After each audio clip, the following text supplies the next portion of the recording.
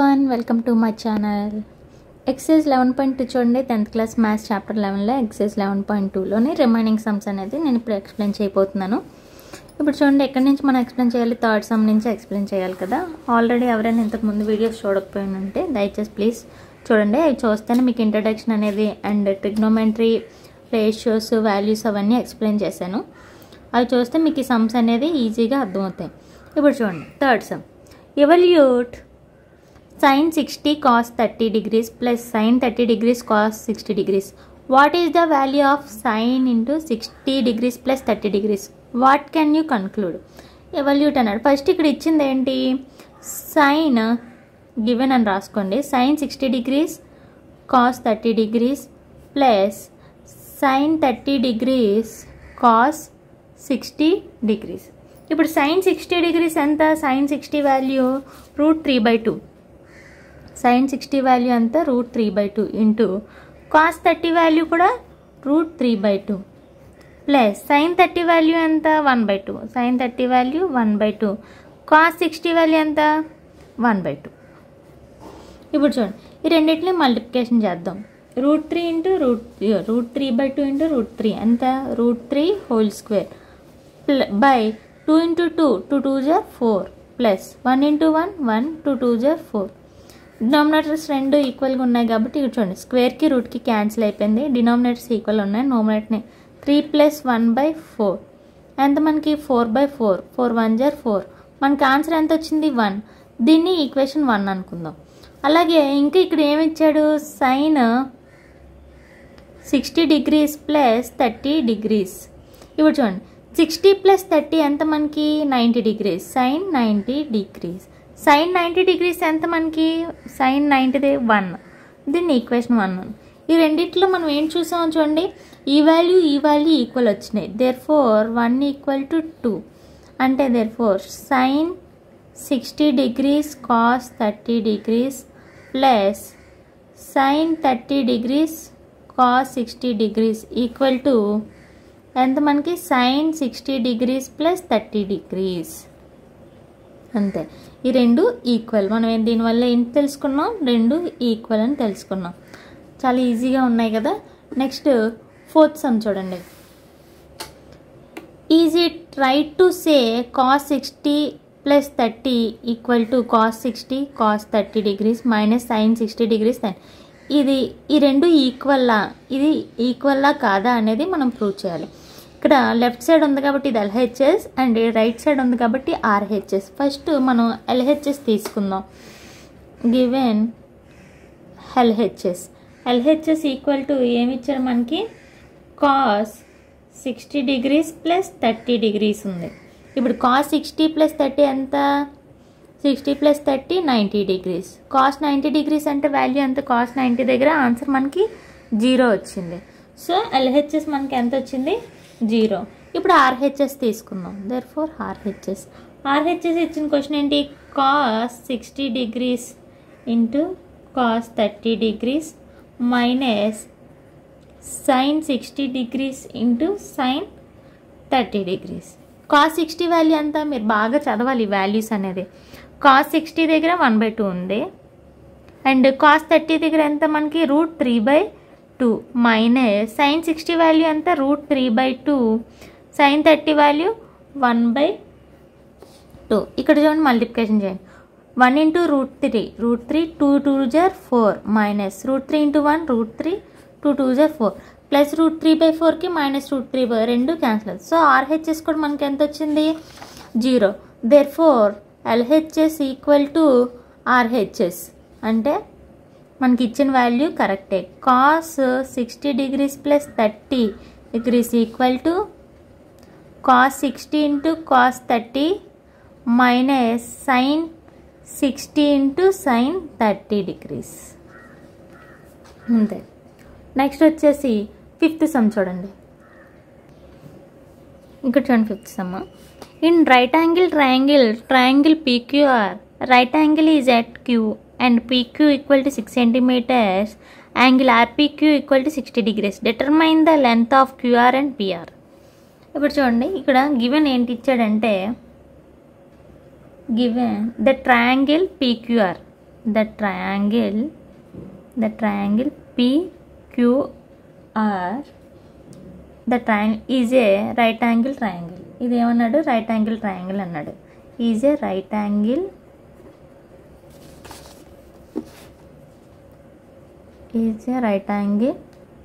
Triangle. ఎక్కడ ఇచ్చాడు? Right angle at queue దగ్గర ఇచ్చాడు. అదే రాస్తున్నాను. Right angle is at Q దగ్గర ఇచ్చాడు. అండ్ ఏంటంటే ఇచ్చాడు? పీక్యూ ఈక్వల్ టు 6 సెంటీమీటర్స్ ఇచ్చాడు. And angle RPQ equal to 60 degrees ఇచ్చాడు. ఇప్పుడు మనం ఒక డయాగ్రామ్ గీసుకుందాం. ఒక రైట్ యాంగిల్ ట్రయాంగిల్ గీసుకుంటున్నాను. రైట్ యాంగిల్ ఎట్ ఇచ్చాడు? ఇక్కడ ఇచ్చాడు. అంటే క్యూ దగ్గర. ఇక్కడ మనం ఎక్కడైనా రాసుకోవచ్చు. పీ దగ్గర అయినా రాసుకోవచ్చు. పిఆర్ ఇక్కడ పి అయినా ఇక్కడ ఆర్ అయినా రాసుకోవచ్చు. రైట్ యాంగిల్ ఎక్కడ ఇచ్చాడు? ఇక్కడ ఇచ్చాడు. అండ్ ఇది క్యూ. ఇక్కడ క్యూ పెట్టాను. ఇది క్యూ. పీక్యూ ఎంత ఇచ్చాడు? ఇక్కడ 6 సెంటీమీటర్స్. ఇక్కడ ఏంటి? యాంగిల్ ఆర్పీక్యూ. మిడిల్లో ఉన్నది ఏంటి? పీ కాబట్టి ఇదే యాంగిల్. సో పీ దగ్గర ఎంత ఇచ్చాడు? మనకి 60 degrees ఇచ్చాడు. ఇది ఇచ్చిన వాల్యూ. ఇప్పుడు మనం ఏంటి మామూలుగా ఇప్పుడు మనకి సైడ్స్ తెలియాలంటే పైథాగరస్ థీరంకి వెళ్తాం. కానీ ఇక్కడ చూడండి, పైథాగరస్ థీరం తెలియాలంటే 2 sides తెలియాలి. ఏదో ఒక 2 sides తెలిసి, ఒక హైపోటెనస్ తెలిసి 2 sides తెలియాలి.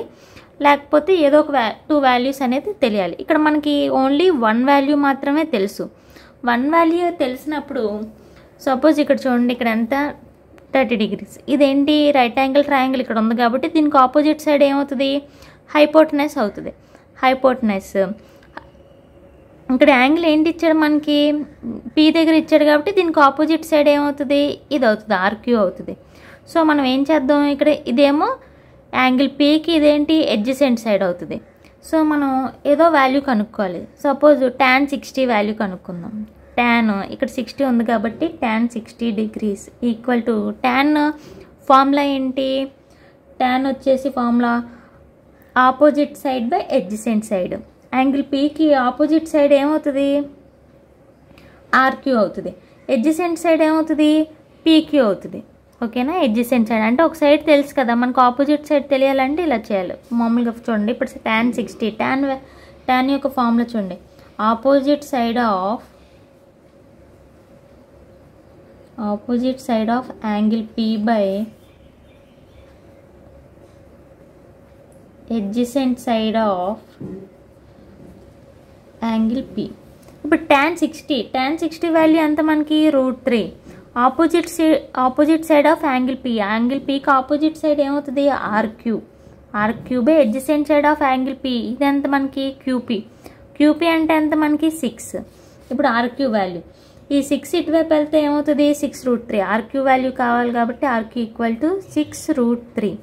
సో దీన్ని 1 అనుకుందాం. ఇప్పుడు ఆర్క్యూ వాల్యూ మనకి ఎంత వచ్చింది? 6√3 వచ్చింది కదా. ఆర్క్యూ వాల్యూ ఎంత వచ్చింది మనకి? 6√3. ఇది నేను ఇక్కడ రాసుకుంటున్నాను. దీన్ని 1 అనుకుందాం. ఇంకా మనకి ఏంటి తెలియాలి? ఆర్పీ తెలియాలి కదా. ఆర్పీ తెలియాలంటే ఏంటి? ఇక్కడ హైపోటెనస్ రావాలంటే ఇప్పుడు ఏ వాల్యూ చూడండి, sin 60 degrees కట్టాం అనుకోండి. sin 60 వాల్యూ ఎంత మనకి? ఆపోజిట్ బై హైపోటెనస్ కదా. sin 60 వాల్యూ రాస్తున్నాను చూడండి. sin 60 degrees equal to sine formula ఏంటి? Opposite side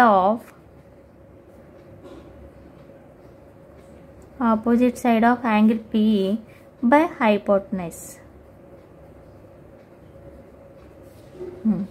opposite side of angle P అంటే ఏంటి మనకి? Opposite side of angle P అంటే ఆర్క్యూ బై హైపోటెనస్ అంటే ఏంటి?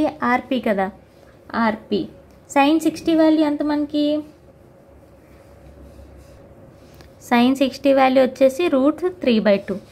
ఇక్కడ ఆల్రెడీ మనకు ఒక వాల్యూ తెలుసు, ఆర్క్యూ వాల్యూ. సో ఆ వాల్యూని సబ్స్టిట్యూట్ చేస్తున్నాను. √3/2. ఆర్క్యూ వాల్యూ అంతా 6√3/RP. మనకి ఇప్పుడు ఏ వాల్యూ కావాలి? మనకి ఆర్పీ వాల్యూ కావాలి కాబట్టి ఈ ఆర్పీ అటువైపు వెళ్తే చూడండి, ఇది ఇక్కడ చూడండి √3/2. ఇటువైపు వస్తే ఏమవుతుంది? +√3/2. ఇటువైపు వస్తే ఏంటి? మల్టిప్లికేషన్ అంటే ఏంటి? రివర్స్ అవుతుంది. ఆర్పీ ఈక్వల్ టు 6√3 ఇంటూ ఇది ఇటువైపు వస్తే ఏంటి? డివైడ్ అని రివర్స్ అవుతుంది, అంటే √3/2. ఇక్కడ √3/2కి ఇక్కడ √3/2కి క్యాన్సిల్ అయిపోయింది. ఆర్పి ఈక్వల్ టు 2 × 6 ఎంత 12 సెంటీమీటర్స్. సో ఆర్పి వాల్యూ ఎంత వచ్చింది మనకి 12 సెంటీమీటర్స్ వచ్చింది. ఆర్పి వాల్యూ ఎంత వచ్చింది మనకి 12 సెంటీమీటర్స్. దేర్ఫోర్ ఇదొక మెథడ్ అన్నమాట. అంటే ఏంటి, మనం ఎడ్జసెంట్ సైడ్స్ ఇవి తెలియకపోతే ఓన్లీ వన్ సైడ్ తెలిసినప్పుడు పైథాగరస్ థీరం కాకుండా ఇదొక మెథడ్. ద లెంత్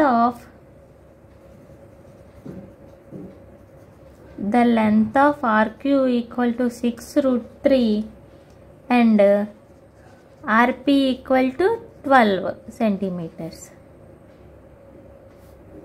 అంతే, దీంతో సమ్ అయిపోయింది. చాలా సింపుల్గా ఉంది కదా. చిన్న కన్ఫ్యూజన్ ఉంది. tan 60 అంటే sin 60 కనుక్కుంటే సరిపోద్ది.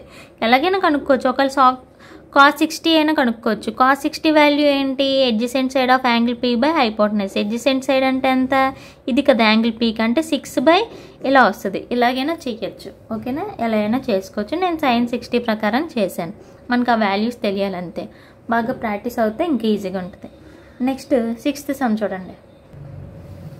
ఇప్పుడు చూడండి 6th some.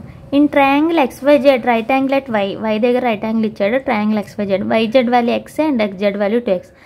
Then determine angle YXZ and angle YZX. ఈ రెండు ఏంటనేది కనుక్కోమంటున్నాడు. చూడండి ఒకసారి. గివెన్ ఏంటి ఇచ్చాడు చూడండి. Given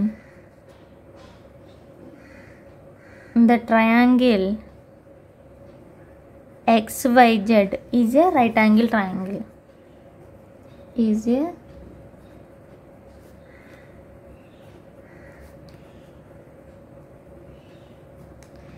right angle triangle. Right angle ఎక్కడ ఇచ్చాడు, right angle is at Y దగ్గర ఇచ్చాడు.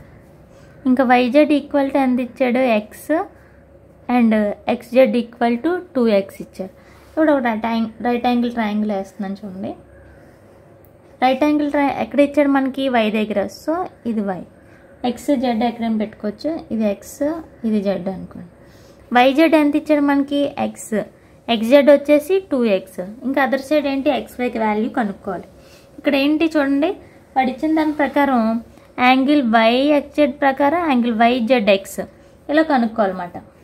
ఇప్పుడు సపోజ్ ఇక్కడ చూడండి, ఇక్కడ యాంగిల్ YXZ అంటే యాంగిల్ X వాల్యూ ఎంత, మిడిల్లో ఉంది కదా, యాంగిల్ X వాల్యూ ఎంత అండ్ యాంగిల్ Z వాల్యూ ఎంత మనం కనుక్కోవాలి. ఇక్కడ మిడిల్లో ఉంది కదా, ఇదే ఈ angle X value and angle Z value ఎంత అనేది మనం కనుక్కోవాలి. మామూలుగా రైట్ యాంగిల్ ట్రయాంగిల్ ఎంత ఉంటుంది, 90 degrees ఉంటుంది. ఒకటి తెలిస్తే అంటే ఒకటి ఏంటి 30, 30, 60 అలా అయినా ఉండొచ్చు. ఒకటి వైపు 60 ఉండొచ్చు, ఇంకో వైపు 30 ఉండొచ్చు. అవి ఎంత అనేది మనం కనుక్కోమంటున్నారు.